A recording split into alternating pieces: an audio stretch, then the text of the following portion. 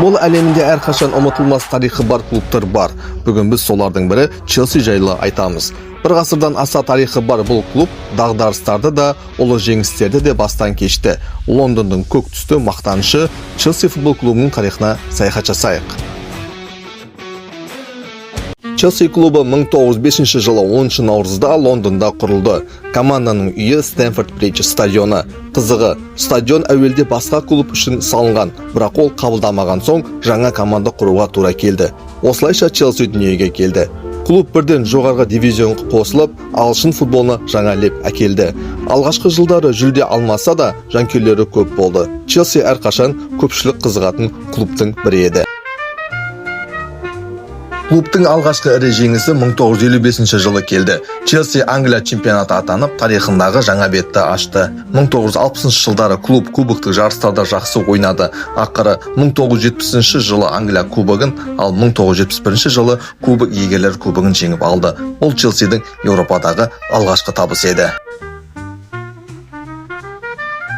Алайда табыстың артынан қиындық келді. 1978 жылдары Челси үлкен дағдарысқа тап болды.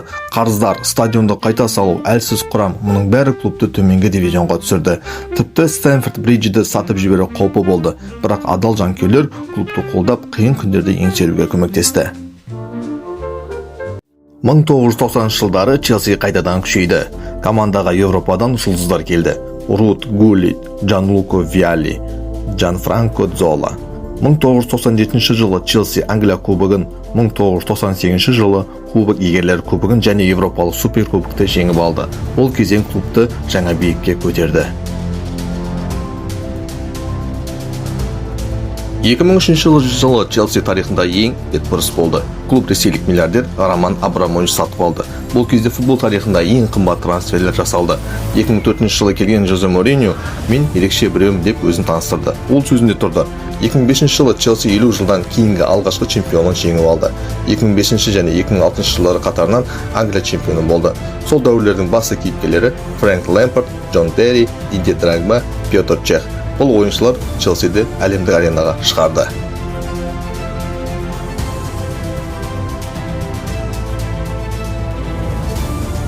Челсидің басты арманы Чемпиондар лигасы еді.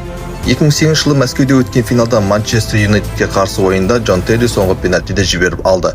Жеңіс қолдан суып кетті, бірақ 2012 жылы Мюнхенде тарихта ең үлкен түн болды. Баварияға қарсы финалда Дидье Дрогба соңғы минутта гол соғып, пенальтиде жеңісті сыйлады. Челси алғаш рет Чемпиондар лигасын жеңіп алды.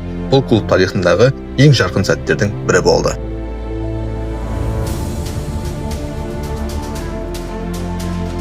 2013 жылы Челси Европа лигасын да ұтып алды. Европада қатарынан екі үлкен кубок жеңген санаулы клубтардың біріне айналды.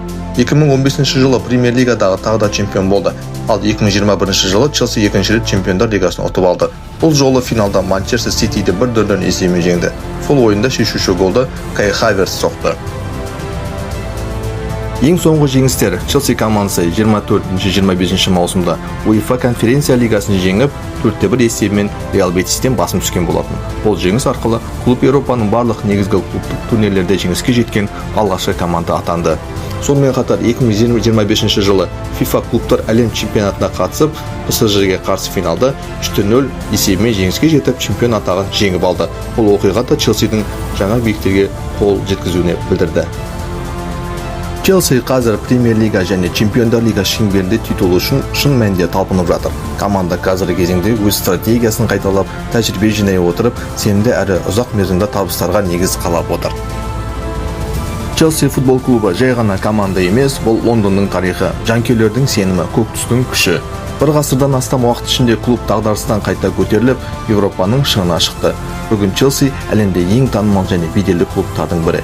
Егер сізде көктердің жанкүйері болсаңыз, видеоны лайк басып арнаға жазылыңыз. Ал біз алдағы бейнелерде тағы да футбол тарихындағы аңыздарды әңгімелейтін боламыз.